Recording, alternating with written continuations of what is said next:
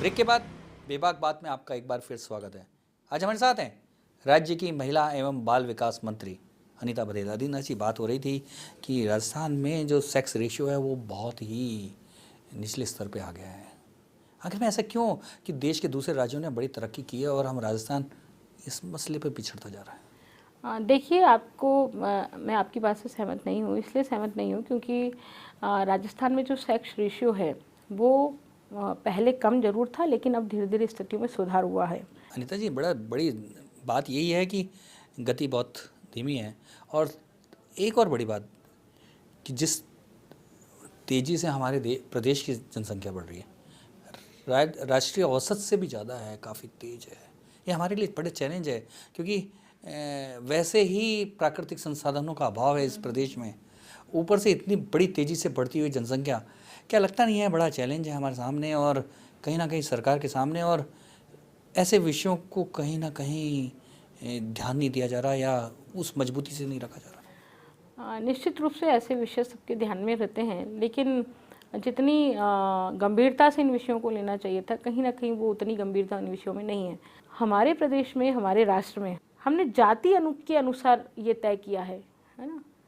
एक समान नागरिक संहिता सब पर लागू होनी चाहिए। एक संप्रदाय विशेष तो मानता ही है ना। नहीं। हाँ, वही मैं कह रही हूँ ना, एक वर्ग विशेष तो जनसंख्या को बढ़ाने के लिए आपको बहुत बड़ी छूट है। आप कितने ही पत्नियाँ रखो, कितने ही बच्चे जन्मो, उस पर कोई अधिकार नहीं है। और एक वर्ग विशेष को आप कहते हो तो ये अनबैलेंस है, क्योंकि उल्टे उनके यहाँ उस वर्ग में ही अशिक्षा है, गरीबी है। फिर आप कैसे मानव जीवन स्तर उठाने की बात कर सकते हैं? आप नहीं कर सकते वो बात। तो जब आप अच्छा जीवन स्तर चाहते हो तो समान नागरिक संहिता के अनुसार सभी लोगों को अपने प्रदेश के लिए अनीता जी, सोचना चाहिए। देश में आपकी सरकार है, प्रदेश में आपकी सरकार है, यहाँ तक कि कड़ी से कड़ी जुड़ती हुई पार्षद तक आपके हैं, नगर पालिका और पंचायत तक आपकी है। फिर क्या दिक्कत है समान नागरिक संहिता में? फिर क्या दिक्कत है कि समान कानून सब पर लागू? मैं बता रही हूँ ना आपको, सोशल कॉज है ना। हमने कोई चीज़ पॉजिटिव तरीके से यदि उसको लागू करनी चाहिए तो लोग उसको सांप्रदायिक रंग देते हैं, असहिष्णु बोलते हैं, ये है वो है। तो एक है ना, पार्टी को डरने की क्या जरूरत है? नहीं, डरने की जरूरत नहीं, पर मैंने बताया कि कितना इफेक्ट, यदि ये सब चीज़ें हम समझ जाएं कि ये चीज़ कितनी आवश्यक है, नितांत आवश्यक है, तब हम इसको अपने हर चीज़ हम कानून से और फोर्सफुली क्यों करना चाहते हैं, हम स्वेच्छा से क्यों नहीं करना चाहते? कम से कम राज्य में तो इस बात को कठोरता से लागू कर दिया जाता कि ऐसे कानून, ऐसे सुविधा का तंत्र बना दिया जाता है कि जो 2 बच्चे से ज़्यादा करे तो उसको वो सुविधाएं नहीं मिले। बिल्कुल, ये एक वर्ग, तो मैंने बताया ना, एक वर्ग के पास तो ये चीज़ है, लेकिन दूसरे वर्ग को इसमें छूट है।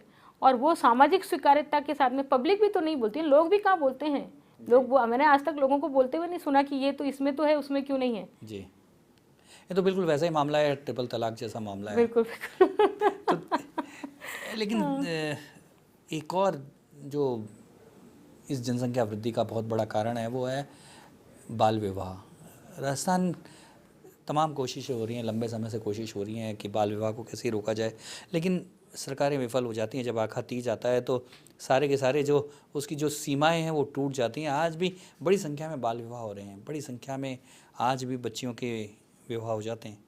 अशिक्षा के कारण से एक तो मानसिकता बदलती नहीं है, दूसरा दहेज कारण है इसका सबसे बड़ा, कि एक साथ ही सारा काम कर दिया जाएगा, बार बार आर्थिक बोझ नहीं आएगा, वो भी इसका एक बड़ा कारण है।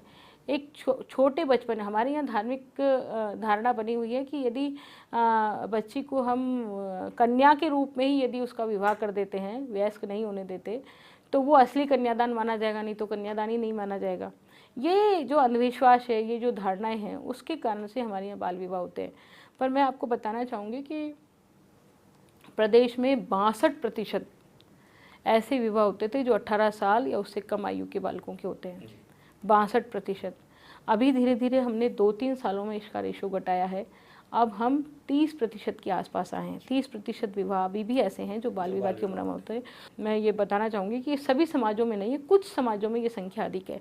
उन समाजों के धर्म गुरुओं को बुला करके हमने बात समझाई और उनको आग्रह किया कि वो अपने धार्मिक मंच से ये बात करें, क्योंकि हमारे यहाँ एक प्रथा भी, हाँ बिल्कुल बिल्कुल तैयार भी हुए, वो हमारी कार्यशाला में भी आए। कार्यशाला में आने के बाद में उन्होंने इस बात को अपने, जो हमारे अजमेर में मसाणिया भैरव धाम के हैं भैरू जी, वो अपने मंच से हर संडे को ये बात कहते कहते हैं कि हमें बाल विवाह नहीं करना चाहिए, हमें बाल विवाह को रोकना चाहिए। अच्छा, जैसे बाल विवाह पे आपने धर्म गुरुओं को मनाया, ऐसे ही जो जनसंख्या को लेकर मुस्लिम धर्म गुरुओं को क्यों नहीं मना पाया? देखिए, ये विषय चूँकि मेरे क्षेत्राधिकार का नहीं है, बाल विवाह तो मेरे क्षेत्राधिकार का विषय था, इसलिए मैंने उसको किया है। जिनके क्षेत्राधिकार का हो वो उसको करेंगे, निश्चित रूप से करेंगे।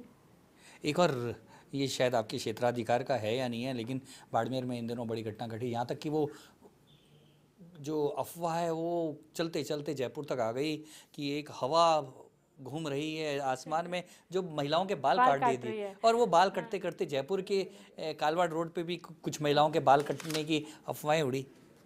क्या है ये सब, इस तरह के देखिए, अंधविश्वास? आपको मैं बताती हूँ, मैं अभी 10 तारीख को ही भीलवाड़ा प्रवास पे गई थी, और वहाँ मैंने जब गई तो मुझे जानकारी मिली कि कोई महिला अपने बाल काट के स्वयं हॉस्पिटल में एडमिट हो गई कि मेरे किसी ने बाल काट दिए।